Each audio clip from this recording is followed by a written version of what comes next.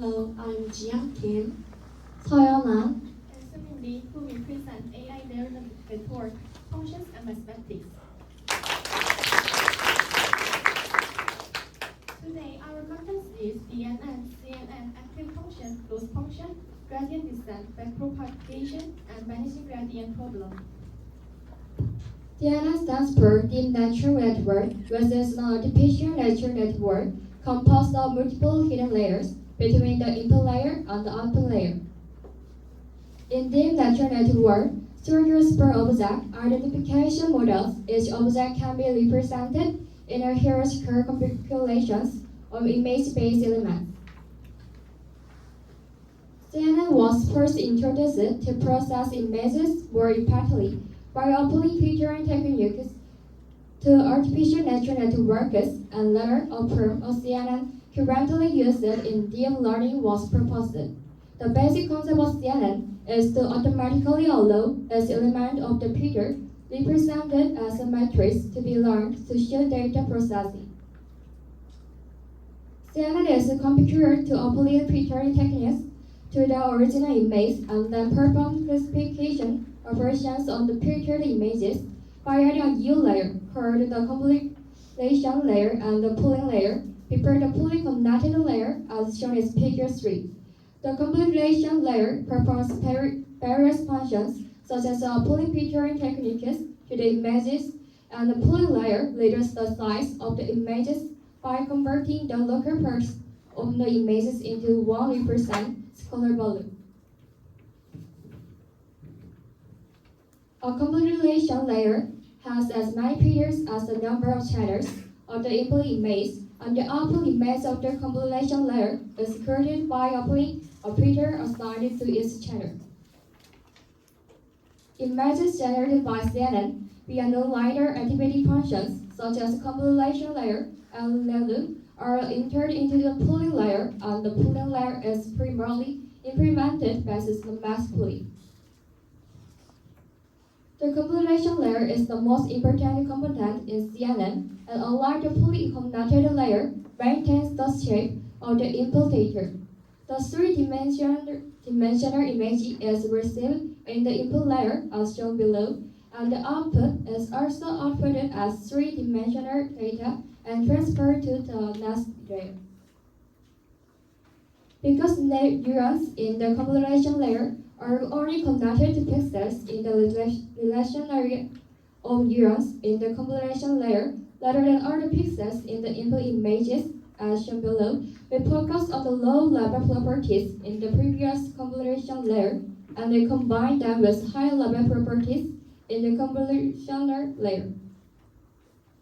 The first problem with FNN when processing images is that the correlation between different pixels is ignored. Since the FNN receives data represented in vector form, the image must be vectorized as shown as in figure 9. However, image data typically have very high correlation between neighboring pixels, resulting in huge information loss during the vectorization images CNN. CNN, on the other hand, receives data in matrix form to preserve the image's shape, thereby preventing information loss in the process of vectorizing the image.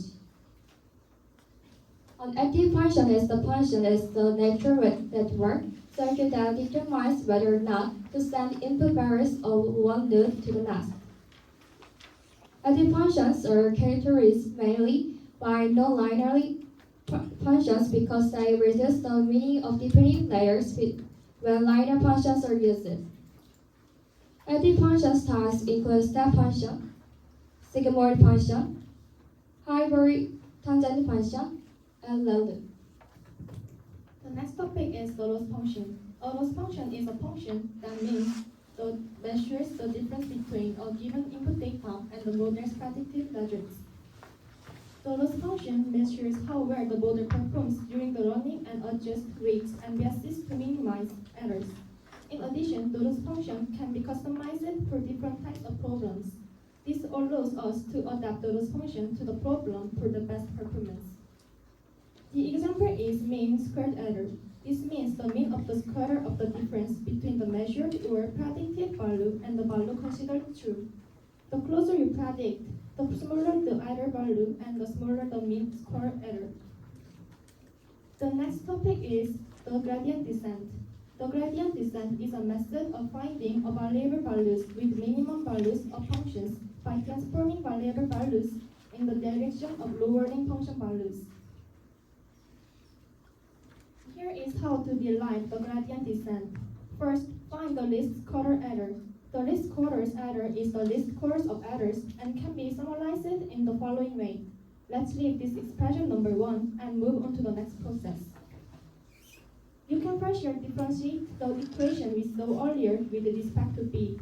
If you do partial differentiation, you get the following equation. So we divide both sides by n.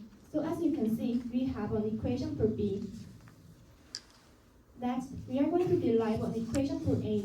The first equation we looked at is differentiated for a. In the previous equation, we looked at what equation the character b can be represented by. And from the equation that we just derived, we were able to see the letter b. If so, just substituting the letter b into the expression leads to the following expression. Finally, we develop an equation for a and eliminate the same character. Then you will also know the equation for a.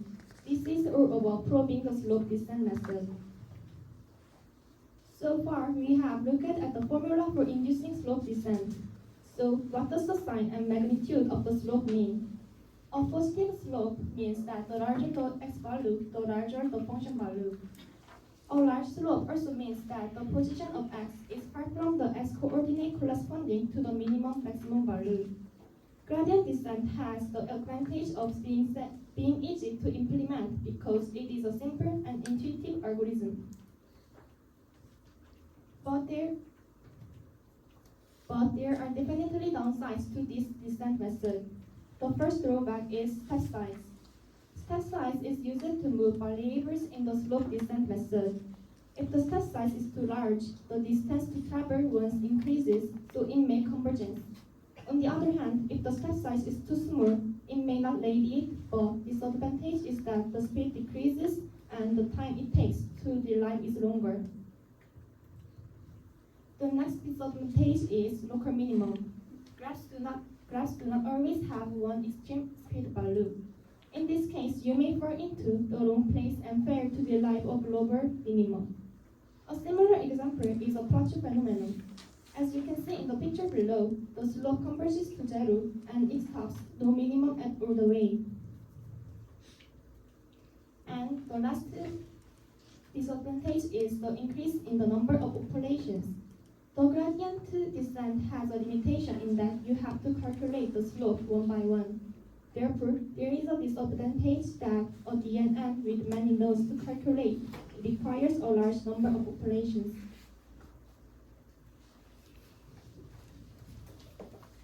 Have you ever heard of backpropagation? The term backpropagation means algorithms used primarily in multi-perceptron neural network learning.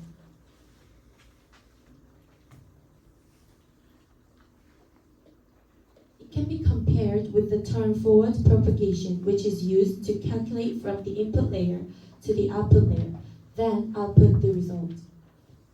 If you can guess from the name, backpropagation is basically the opposite. It is used to calculate weights by reversing the calculation from the output layer to the input layer.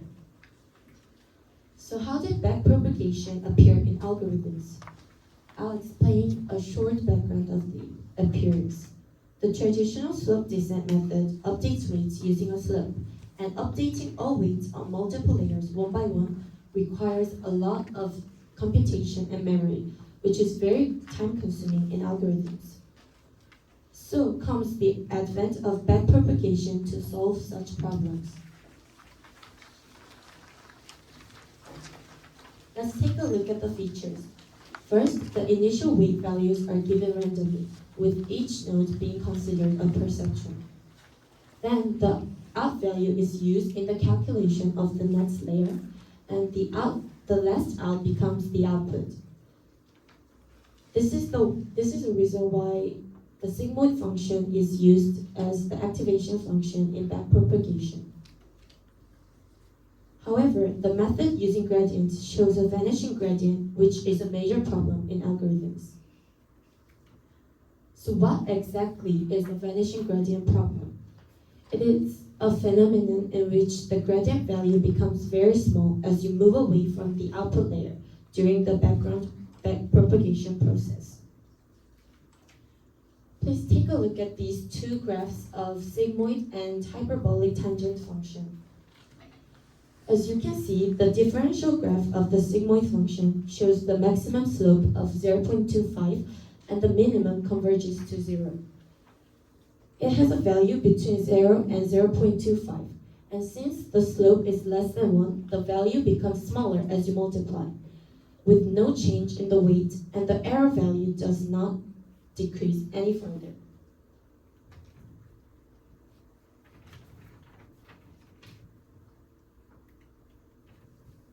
Hyperbolic tangent function was proposed as one of the methods to improve the limitations to the sigmoid function.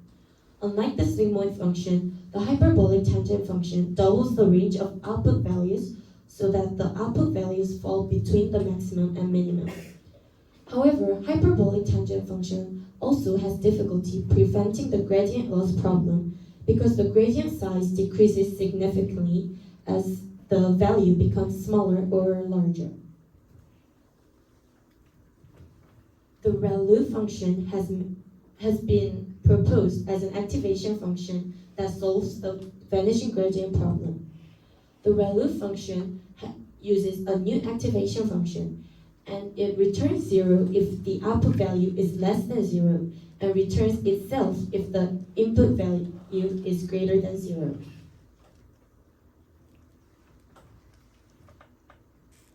The ReLU function has a lot of advantages, and one of them is that its learning is faster than the other activation functions, and the gradient vanishing problem does not occur when using ReLU function. It also prevents the gradient from becoming 0, which slows down algorithm learning, and the weight update speed is very fast. Because of these advantages, the ReLU function is the most commonly used activation function. The ReLU function, however, does also have some limitations as well. If you can see in this graph, it shows the dying ReLU problem where some neurons in a DNN are deactivated and the output becomes 0 with nothing being changed. There does exist an alternative and a solution to this problem, and it is to use the leaky ReLU problem. However, due to time constraints, I hope to tell you more about it if I get the chance. Thank you.